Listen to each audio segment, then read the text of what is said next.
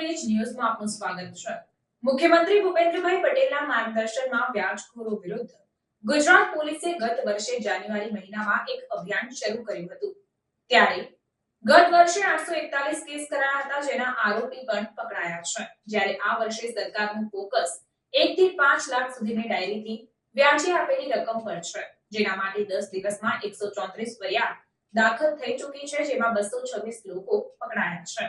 ત્યારે આ બાબતે ગૃહ રાજ્યમંત્રી હર્ષ સંઘવી દ્વારા માહિતી આપવામાં આવી।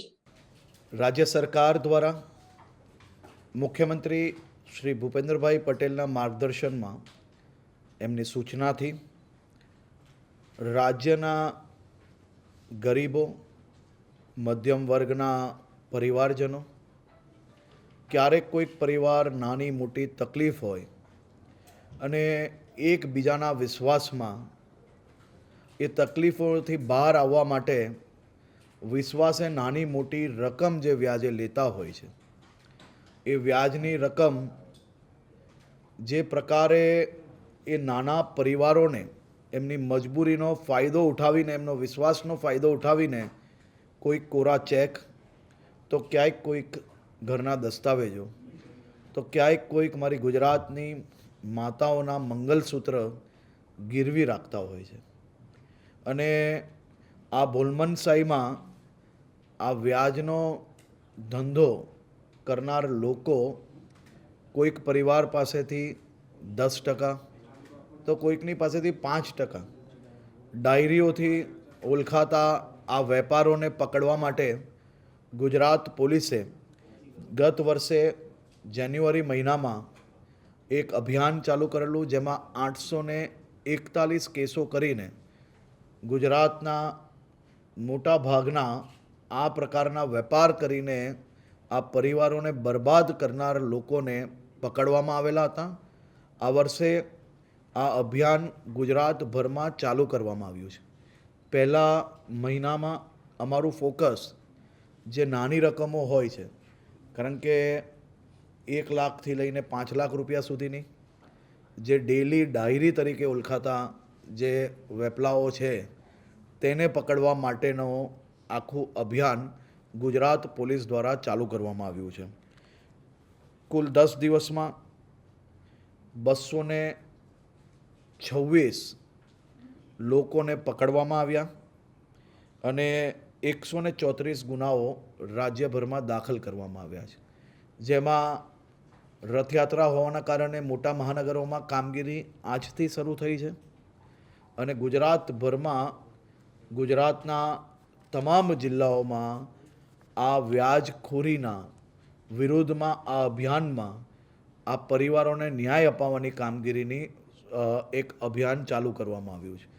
માત્ર આ વ્યાજનું દૂષણ ફેલાવનાર લોકોને પકડવાનું એટલું જ નહીં, પરંતુ સાથે સાથે સરકારની વિવિધ યોજનાઓ થકી આ પરિવારોને લોન અપાવવાની કામગીરી બી ગુજરાત પોલીસ દ્વારા કરવામાં આવી રહી છે। કુલ મળીને 568 લોક દરબારો ગોઠવવામાં આવ્યા, જેમાં 32,692 લોકો હાજર રહેલા હતા।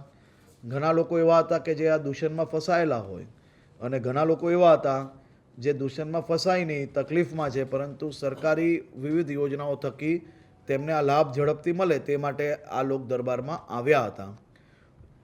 સરકારની વિવિધ યોજનાઓ થકી અનેક લોકોને 10,000, 20,000, 50,000 રૂપિયાની લોનના ચેકો બી અપાવવામાં આવ્યા છે અને આ પ્રોસિજર આવનારા 2-3 મહિના સુધી ચાલીને જે લોકો તકલીફમાં છે તેને બહાર લાવીને સ્વનિધિ યોજના, બીજી સરકારની જે યોજનાઓ છે એ યોજનાઓમાં બી લાભ અપાવવાની કામગીરી કરવામાં આવશે।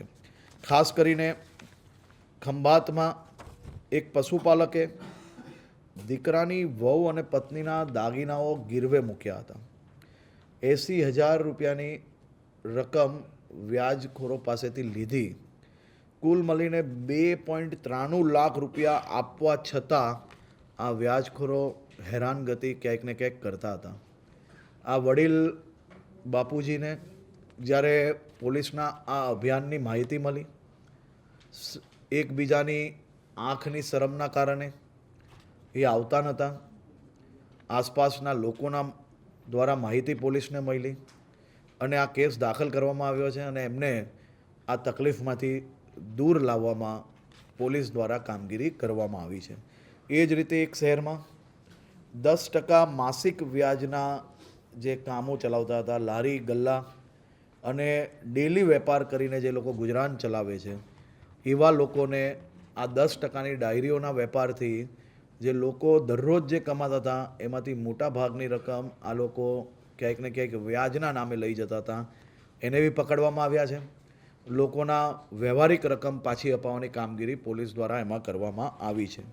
આણંદ જિલ્લામાં એક ગામમાં એક માતાના સપનું કે પોતાના દીકરાને વિદેશ ભણવા મોકલશે અને વિદેશ ભણવા મોકલવાના કારણે 3 લાખ રૂપિયા જે 5% વ્યાજે આપેલા લીધેલા હતા, એ માતાને બી આ લોકો દ્વારા જે હેરાનગતિ હતી એમના પરિવારને, એમાંથી બી છૂટકો અપાવવા માટે પોલીસ દ્વારા કામગીરી કરવામાં આવી છે ને હજી ચાલી રહી છે. આ બધા જ લોકોને સરકારી યોજના થકી આનાથી વધારે રકમ કઈ રીતે મળી શકે છે, એ પ્રોસેસ કઈ રીતે કરી શકાય છે, તેની બી માહિતી પોલીસ અને સરકારી તંત્ર દ્વારા મુખ્યમંત્રીશ્રીની સૂચનાથી આપવામાં આવી રહી છે. આ બધા જ લોકોને આપની ચેનલોના માધ્યમથી બી આ જે રકમો છે અને આ જે યોજનાઓ છે એ યોજનાનો લાભ લેશે તો જરૂરથી એ લોકોને 2-4 દિવસ આમ તેમ થઈ શકે છે, પરંતુ એમને આ બધો જ લાભ જરૂરથી મળી શકે છે. તે માટે પોલીસ વિભાગ બી અને જિલ્લા વહીવટી તંત્ર બી સાથે મળીને આવનારા દિવસોમાં આ જે કિસ્સાઓ છે કે કિસ્સામાં લારી ચલાવવા માટે દરરોજ કેટલા રૂપિયાની જરૂર પડે અને એ લોકો કેટલા રૂપિયા આવી તર એવરેજ ડાયરી પર લેતા હોય છે, તો એ લોકોને કઈ કઈ યોજનાઓનો લાભ મળી શકે અને ભવિષ્યમાં બી રૂપિયાની જરૂર હોય તો કઈ રીતે રૂપિયા આપણે એને સરકારી યોજના થકી અપાવી શકીએ, તે કઈ રીતે માહિતીઓ પહોંચાડવી લોકો સુધી, એનો બી પ્રયાસ આ અભિયાન દ્વારા કરવામાં આવી રહ્યો છે. કુલ મળીને મુખ્યમંત્રીશ્રીના માર્ગદર્શનમાં ગુજરાત રાજ્યના તમામ વિભાગો સાથે મળીને आवा परिवार ने मदद माटे खबरों के लिए चैनल को सब्सक्राइब कीजिए। खबरों का नोटिफिकेशन पाने के लिए बेल आइकॉन को जरूर दबाएं।